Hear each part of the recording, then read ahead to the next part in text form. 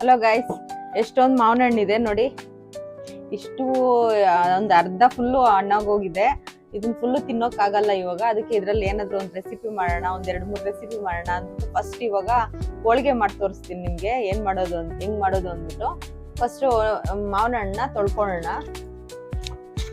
ನೋಡಿ, ಇದು ಫುಲ್ಲು ಹಣ್ಣಾಗಿದೆ. ಈ ಮಾವಿನ ಹಣ್ಣು ತುಂಬಾ ಟೇಸ್ಟ್ ಇದೆ. ಇದ್ರಲ್ಲೇ ಮಾಡೋಣ ಇವಾಗ. ಇದ್ರಲ್ಲಿ ಆಮೇಲೆ ಏನಾದ್ರು ರೆಸಿಪಿ ಮಾಡೋಣ. ಮಾವಿನ ಹಣ್ಣು ಎಲ್ಲ ತೊಳ್ಕೊಳ್ಳೋಣ.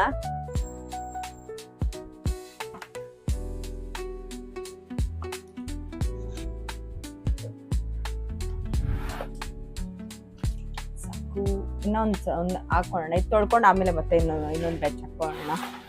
ಎಲ್ಲ ಮಾವಿನ ಹಣ್ಣು ತೊಳ್ಕೊಂಡು ಫಸ್ಟು ನೋಡಿ, ಇಲ್ಲಿ ಸ್ವಲ್ಪ ತಕ್ಕೋಬೇಕು ಇಲ್ಲಿ. ಯಾಕಂದ್ರೆ ಏನದು ಜೀಡಿ ಇರುತ್ತೆ, ಒಂಥರ ರಸ ಬರುತ್ತಲ್ವಾ, ಅದಿರುತ್ತೆ. ಅದನ್ನ ತಗೊಂಡು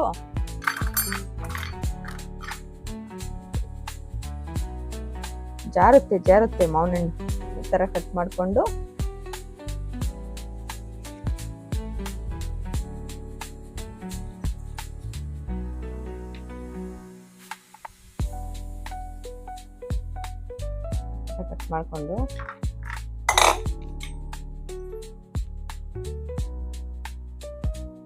ಈ ತರ ತಗೋಣ. ನೋಡಿ, ಎಷ್ಟೊಂದು ಜ್ಯೂಸ್ ಬರ್ತಿದೆ. ಈ ತರ ಎಲ್ಲ ಮಾವಿನ ಹೀಗೆ ತಗೋಣ.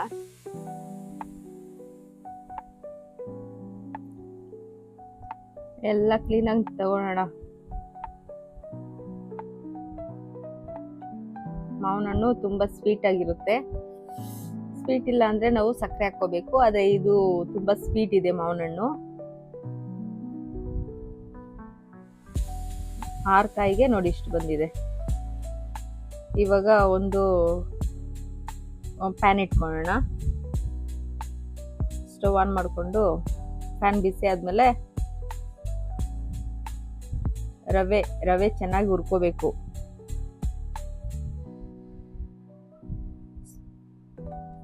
ಲೋ ಫ್ಲೇಮ್ ಅಲ್ಲೇ ರವೆಯನ್ನು ಹುರ್ಕೋಬೇಕು ಚೆನ್ನಾಗಿ.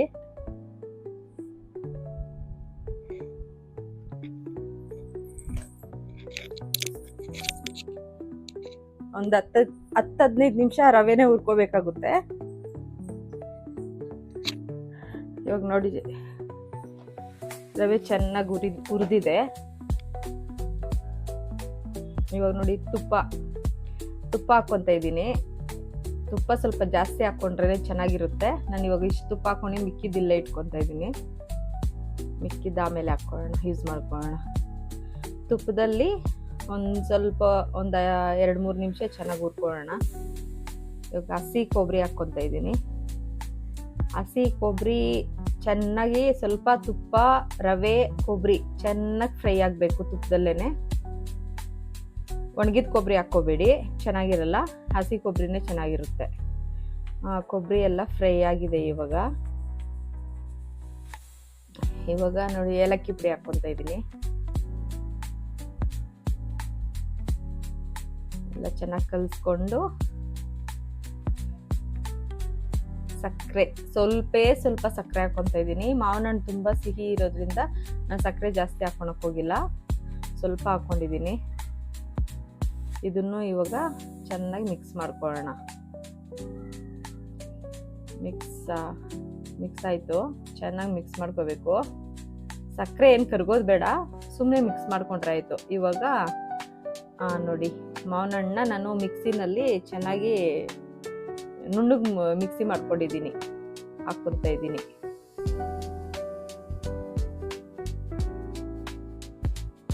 ಹಾಕ್ಕೊಂಡು ಚೆನ್ನಾಗಿ ಕಲಿಸ್ಕೋಬೇಕು. ಇದೇ ದೊಡ್ಡ ಪ್ರೊಸೆಸ್ಸು. ಚೆನ್ನಾಗಿ ಮಿಕ್ಸ್ ಮಾಡ್ತಾನೆ ಇರಬೇಕಿಲ್ಲ ಅಂದ್ರೆ ತಳ ಅಂಟ್ಕೊಳುತ್ತೆ.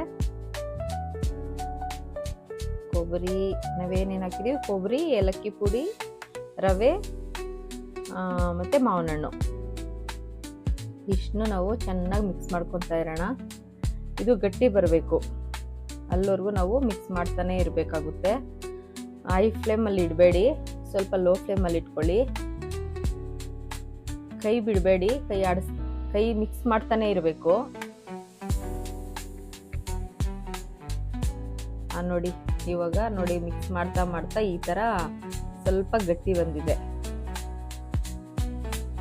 ಸೇಮ್ ನಾವು ಒಬ್ಬಟ್ಟು ಮಾಡ್ಕೊತೀವಲ್ವಾ ಅದೇ ಸ್ಟೇಜಿಗೆ ಬರುತ್ತೆ ಇದು. ಇವಾಗ ನಾವು ಸ್ವಲ್ಪ ತುಪ್ಪ ಹಾಕ್ಕೊತಾ ಇದ್ದೀವಿ. ತುಪ್ಪ ನಾನು ಜಾಸ್ತಿನೇ ಬಳಸ್ತೀನಿ ಎಲ್ಲದ್ರಲ್ಲೂ. ತುಪ್ಪ ತಿಂದರೆ ಒಳ್ಳೇದು ಅಂದ್ಬಿಟ್ಟು ಆ ತುಪ್ಪ ಹಾಕ್ಕೊಂಡಿದ್ದೀನಿ. ಇವಾಗ ಚೆನ್ನಾಗಿ ಮಿಕ್ಸ್ ಮಾಡಿಬಿಟ್ಟು ಒಂದು ಸ್ವಲ್ಪ ಹೊತ್ತು ಬಿಡೋಣ. ಹಾಗೆ ಅಂದರೆ ಗಟ್ಟಿ ಆಗಲಿ ಸ್ವಲ್ಪ. ಸೇಮ್ ನಾವು ಒಬ್ಬಟ್ಟೆಲ್ಲ ಮಾಡ್ತೀವಲ್ವಾ, ಬೇಳೆ ಒಬ್ಬಟ್ಟು, ಅದೇ ಥರನೇ ಅದು ಗಟ್ಟಿ ಆಗಬೇಕಷ್ಟೆ. ಆಗುತ್ತೆ ಗಟ್ಟಿ. ನಾವು ಇದು ಸ್ವಲ್ಪ ಮೆತ್ತಗೆ ಇದೆ ಅಂದ್ಬಿಟ್ಟು ನಾವೇನು ಅನ್ಕೊಳೋದು ಬೇಡ. ಸ್ವಲ್ಪ ಹೊತ್ತು ಸ್ಟವ್ ಆಫ್ ಮಾಡಿಬಿಟ್ಬಿಟ್ರೆ ಅದೇನೇ ಗಟ್ಟಿ ಆಗಿಬಿಡುತ್ತೆ. ಆದಷ್ಟು ಸ್ಟವ್ ಮೇಲೇನೆ ಸ್ವಲ್ಪ ಜಾಸ್ತಿ ಬಿಸಿ ಮಾಡ್ಕೊಳ್ಳಿ. ಸ್ವಲ್ಪ ಗಟ್ಟಿ ಆಗೋವರೆಗೂ ಸ್ವಲ್ಪ ಬಿಸಿ ಮಾಡ್ತಾ ಇರಬೇಕು. ಆಗಿದೆ ಇವಾಗ. ಇನ್ನು ಸ್ವಲ್ಪ ಸ್ಟವ್ ಆಫ್ ಮಾಡಿಬಿಟ್ಟು ನೋಡಿ, ಸ್ಟವ್ ಆಫ್ ಮಾಡ್ತೀವಿ ನೋಡಿ, ಗಟ್ಟಿ ಆಗಿದೆ ಇವಾಗ. ಅಷ್ಟಲ್ಲಿ ನಾವು ಇದಕ್ಕೂ ರೆಡಿ ಮಾಡ್ಕೊಳ್ಳೋಣ. ಮೈದಾ ಹಾಕ್ಕೊತಾ ಇದ್ದೀನಿ. ಮೈದಾ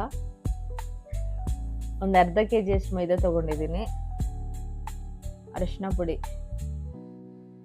ಸ್ವಲ್ಪ ಒಂದು ಅರ್ಧ ಸ್ಪೂನ್ ಅರಿಶಿನ ಪುಡಿ, ಮತ್ತೆ ತುಪ್ಪದಲ್ಲೇ ಕಲಿಸ್ಕೊಳ್ಳಿ. ಎಣ್ಣೆ ಹಾಕೊಳಕ್ ಹೋಗ್ಬಿಡಿ, ಎಣ್ಣೆ ಹೆಲ್ತ್ಗೆ ಒಳ್ಳೇದಲ್ಲ, ತುಪ್ಪನೇ ಬೆಸ್ಟು. ಒಂದು ಚಿಟಿಕೆ ಉಪ್ಪು ಹಾಕ್ಕೋಬೇಕು. ನಾನು ಉಪ್ಪು ಹಾಕಿದ್ದೆ, ಮರೆತು ಬಿಟ್ಟಿದ್ದೀನಿ ಹೇಳೋದು, ತೋರಿಸೋದು. ಉಪ್ಪು ಹಾಕ್ಕೊಂಡು ಚೆನ್ನಾಗಿ ಮಿಕ್ಸ್ ಮಾಡ್ಕೊಳ್ಳಿ. ಚೆನ್ನಾಗಿ ಮಿಕ್ಸ್ ಮಾಡಿಕೊಂಡು ಇವಾಗ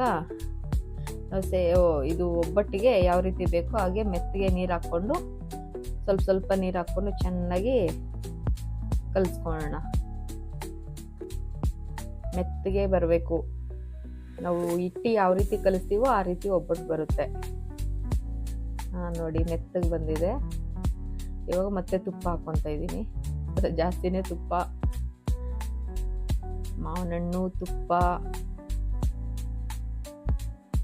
ಸೂಪರ್ ಕಾಂಬಿನೇಷನ್, ತುಂಬ ಚೆನ್ನಾಗಿರುತ್ತೆ. ಚೆನ್ನಾಗಿ ಇವಾಗ ಸ್ವಲ್ಪ ಮೆತ್ತಗಾಗೋವರೆಗೂ ಚೆನ್ನಾಗಿ ಇದು ಮಾಡಿಕೊಂಡು ಹಾಗೇನೇನೆ ಅದ್ರ ಮೇಲೆ ಸ್ವಲ್ಪ ತುಪ್ಪ ಹಾಕ್ಬಿಟ್ಟು ಹಾಗೇನೆ ಪಕ್ಕಕ್ಕೆ ಒಂದು ಹಾಫ್ ಆನ್ ಅವರ್ ಒಂದು ಬಟ್ಟೆ ಹಾಕ್ಬಿಟ್ಟು ಅದ್ರ ಮೇಲೆ ಇಟ್ಬಿಡೋಣ. ಇವಾಗ ನೋಡಿ ಒಂದು ಹಾಫ್ ಆನ್ ಅವರ್ ಇಟ್ಟಿದ್ದಾಗಿದೆ ನೋಡಿ. ಹಾಫ್ ಆನ್ ಅವರ್ ಆಯಿತು, ಚೆನ್ನಾಗಿ ಬಂದಿದೆ. ಇವಾಗ ನಾವು ಒಬ್ಬಟ್ಟು ಮಾಡ್ಕೊಳ್ಳೋಣ. ನೋಡಿ ಇದು ಫುಲ್ ಎಲ್ಲ ಒಂಥರ ಸೇಮ್ ನಾವು ಹೂರ್ಣ ಮಾಡ್ಕೊತೀವಿ ಬೇಳೆ ಒಬ್ಬಟ್ಟದು ಅದೇ ಥರ ಬಂದಿದೆ. ಅದು ಸ್ವಲ್ಪ ಸ್ಮೂತ್ ಆಗಿರುತ್ತೆ. ತಟ್ಟೋವಾಗ ಸ್ವಲ್ಪ ಹುಷಾರಾಗಿ ನೋಡಿಕೊಂಡು ತಟ್ಕೋಬೇಕಾಗುತ್ತೆ. ಇಷ್ಟು ಎತ್ಕೊಂಡಿದ್ದೀನಿ. ಇವಾಗ ಒಬ್ಬಟ್ಟು ತಟ್ಕೊಳ್ಳೋಣ. ಸ್ವಲ್ಪ ಹಾಕ್ಕೊಂಡು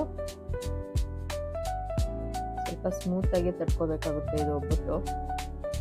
ಯಾಕಂದರೆ ಇದು ಮಾವಿನ ಹಣ್ಣು ತುಂಬ ಸ್ಮೂತ್ ಇರುತ್ತಲ್ವಾ, ತಟ್ಟೋವಾಗ ಸ್ವಲ್ಪ ಸ್ಮೂತಾಗಿ ತಟ್ಕೋಬೇಕಷ್ಟೆ.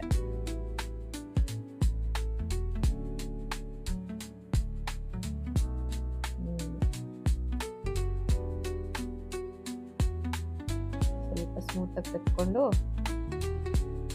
ನೋಡಿ. ಇವಾಗ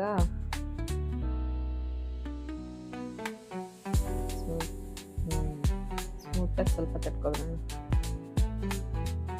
ಏನಾಗಲ್ಲ, ಬರುತ್ತೆ ಒಬ್ಬಟ್ಟು, ಕರೆಕ್ಟಾಗಿ ಬರುತ್ತೆ. ಇವಾಗ ಸ್ಟವ್ ಆನ್ ಮಾಡಿಕೊಂಡು ತವ ಇಟ್ಟಿದ್ದೀನಿ, ಬಿಸಿ ಆಗ್ತಾ ಇದೆ.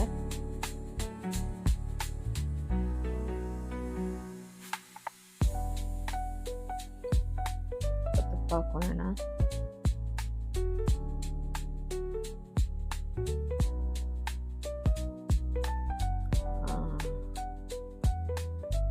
ಒಬ್ಬಟ್ಟು ಹುಷಾರಾಗಿ ಹಾಕ್ಕೋಬೇಕು.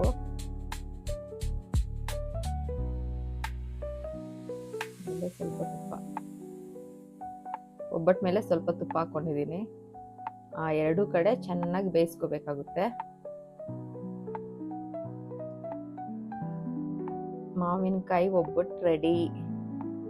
ಮಾವಿನ ಹಣ್ಣಿನ ಒಬ್ಬಟ್ಟು, ಮಾವಿನಕಾಯಿ ಒಬ್ಬಟ್ಟಲ್ಲ, ಮಾವಿನ ಹಣ್ಣಿನ ಒಬ್ಬಟ್ಟು ರೆಡಿ ಆಗಿದೆ. ಇವಾಗ ನಾವು ಸರ್ವ್ ಮಾಡಿ ತೋರಿಸ್ತೀನಿ ನೋಡಿ. ಬಿಸಿ ಬಿಸಿ ಮಾವಿನ ಹಣ್ಣಿನ ಒಬ್ಬಟ್ಟು ರೆಡಿ. ತುಪ್ಪದ ಜೊತೆ ತಿಂತಾ ಇದ್ರೆ ಸಖತ್ತಾಗಿರುತ್ತೆ. ತುಪ್ಪ ಇಲ್ಲಂದ್ರೂ ಚೆನ್ನಾಗಿರುತ್ತೆ, ತುಪ್ಪದ ಜೊತೆನೂ ಚೆನ್ನಾಗಿರುತ್ತೆ. ಬಿಸಿ ಬಿಸಿ ಒಬ್ಬಟ್ಟು. ಹಾಗೆ ಎಲ್ಲನೂ ಹಾಗೆ ಒಂದೊಂದೇ ಮಾಡಿ ತೋರಿಸ್ತೀನಿ. ಒಂದು 4-5 ಮಾಡ್ಕೊಳ್ಳೋಣ ಫಸ್ಟು. 2ನೇ ಒಬ್ಬಟ್ಟು ರೆಡಿ. 3ನೇದು ರೆಡಿ.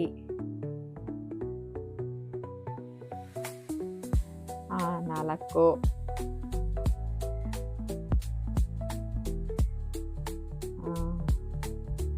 ಸಾಕು, ಮಿಕ್ಕಿದ ಆಮೇಲೆ ಮಾಡ್ಕೊಳ್ಳೋಣ ನೋಡಿ. ಬಿಸಿ ಬಿಸಿ ಮಾವಿನ ಹಣ್ಣಿನ ಒಬ್ಬಟ್ಟು ರೆಡಿ ಆಗಿದೆ. ನೀವು ಮಾಡ್ಕೊಂಡು ತಿಂಡಿ, ತುಂಬ ಚೆನ್ನಾಗಿರುತ್ತೆ. ಒಂದ್ಸತಿ ಟ್ರೈ ಮಾಡಿ ಮಾವಿನ ಹಣ್ಣಿನ ಕಾಲದಲ್ಲಿ. ಓಕೆ, ಬಾಯ್ ಬಾಯ್.